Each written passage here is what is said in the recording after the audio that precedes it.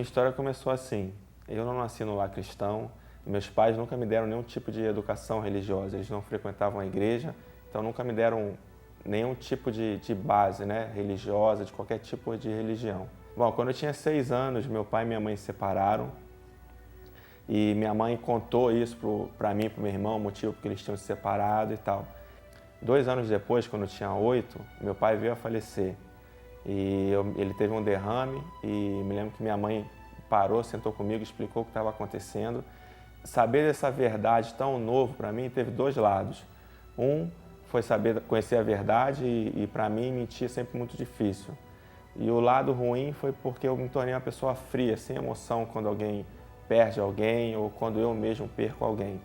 Então, para mim, a morte sempre andou muito perto. Então, assim, eu perder pessoas próximas para mim não me emocionam tanto. Bom, ter perdido meu pai tão cedo refletiu algumas coisas na minha vida, né? Não foi só eu ter crescido sem a referência da figura masculina, mas também como família influenciou, né? Eu não vi uma relação de marido e mulher como que é dentro da minha casa. Eu não tive uma relação de pai para filho, de filho para pai. Então, com certeza, essas coisas refletem na minha vida hoje e hoje eu tenho que lidar com coisas que eu não vi dentro da minha casa. Minha mãe sempre foi sozinha depois disso, né? Teve que trabalhar e sustentar a casa. Tem uma tia minha que sempre ajudou também a gente e é muito presente na minha vida até hoje.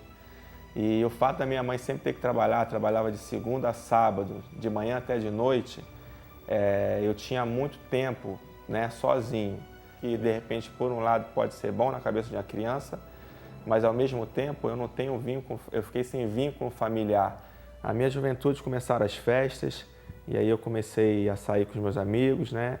E comecei a beber, fumava de vez em quando, começou mulheres, essas coisas e minha vida se resumiu a isso daí. Eu sei que hoje em dia mesmo dentro das igrejas, muitos jovens queriam ter essa vida, ter liberdade para poder sair, para poder ir para os clubes, para onde quer que seja, a hora que quiser e voltar a hora que quiser.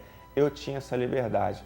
Só que isso, no futuro, vai trazer um prejuízo muito grande, né? Quando você tem que se relacionar com alguém e você tem que abdicar, né, dessa tal liberdade.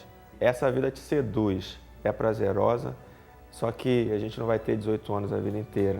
Quem vive afastado da igreja, é como se fosse um shot, né, que você vive. Os seus prazeres carnais são como shots. Então, assim, era o tempo que eu tinha na boate, era o tempo que eu tinha quando eu saía com a menina, e era o tempo que eu tinha com os meus amigos. Eu tinha esses flash, né, de felicidade, de satisfação carnal. Só que com o tempo você vai se cansando disso, isso vai ficando cansativo e você começa a pensar em será que não existe alguma coisa além disso, né? Por que eu me sinto vazio? Por que quando eu estou só eu não sou feliz? Quando eu preciso estar de repente sob a influência de alguma coisa para eu de repente estar contente ou estar bem com os meus amigos.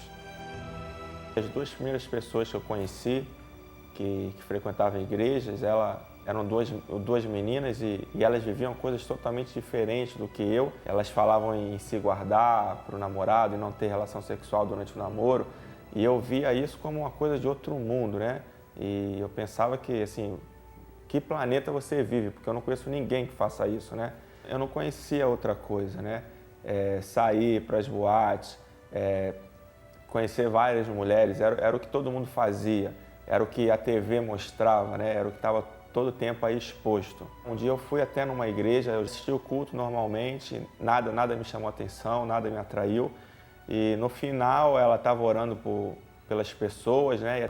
E disse para mim que Deus tinha falado para ela que eu ainda ia ser um homem de Deus. Até que um dia, no domingo de manhã, voltando para casa, depois de mais uma noite fora, né?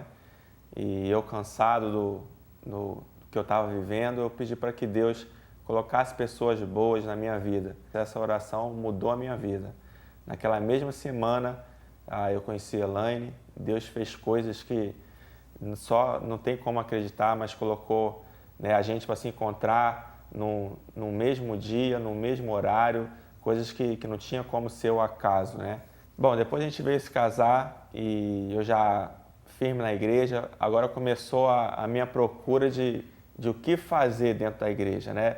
Eu vinha para a igreja, frequentava os cultos, né? Tinha uma vida social, Só que eu ainda não tinha um chamado, né? Deus ainda não tinha me mostrado o que Ele queria especificamente na minha vida. A conversão para mim não foi algo sobrenatural, foi bem racional, foi um processo onde eu entendi, né, o sacrifício de Jesus, do plano de salvação, né, de tudo que Deus tinha feito para alcançar cada pessoa, né? Então, para mim foi tudo muito racional. Sempre conversava com a Elaine sobre música, essas coisas assim, as músicas que eu escutava, e eu sentia uma diferença muito grande, né, entre a música secular que eu escutava e a música que eu ouvia na igreja, sabe? As músicas seculares para mim eram muito mais jovens, né? Era coisa que me agradava muito mais.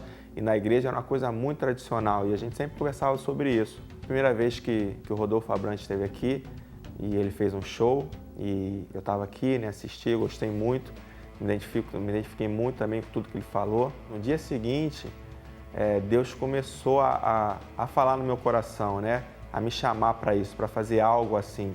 Se eu gostava tanto de rock, de uma música mais jovem, né? Parecida com o que eu escutava no secular, que eu fosse essa pessoa que começasse a buscar isso. Então, naquele dia eu entendi que era isso que Deus tinha para mim.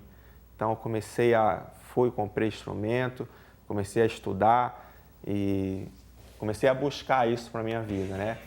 Quando eu estou tocando hoje, eu tenho dois objetivos. Um é estar no meio da adoração, né, e junto com um grupo de louvor levar a congregação à adoração. E a outra, como instrumentista, como guitarrista, trazer algo atual para dentro da igreja.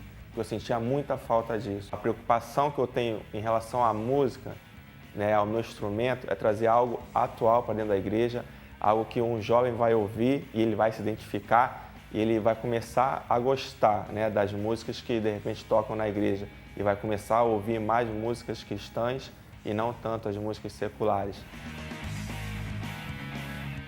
A música, para mim, é uma ferramenta que Deus me dá para eu estar em lugares que eu não chegaria sem ser a música. Eu vejo que Deus tem me capacitado para usar uma música para, às vezes, me levar num lugar onde eu possa dar um testemunho, onde eu possa contar o que Deus fez na minha vida, está fazendo, o que Ele vai fazer. Então, a música vai abrir portas para mim, para que eu possa testemunhar. Eu tenho muito isso, de não só tá no meio da adoração, isso, claro, é o principal, mas também que outras pessoas, através da música, possam se identificar e que outros levitas possam receber o seu chamado através do louvor.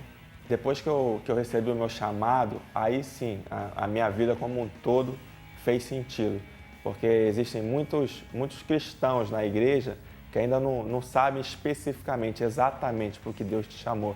E eu creio, né, piamente que Deus chamou cada um para uma coisa específica.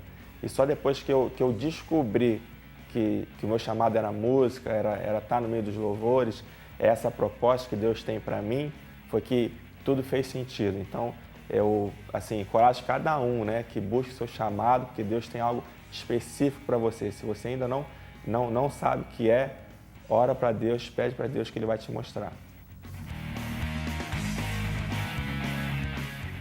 Meu nome é Marcelo Chaves, Cristo morreu por mim e hoje eu vivo por Ele. E a cada dia eu sou mais apaixonado por Jesus.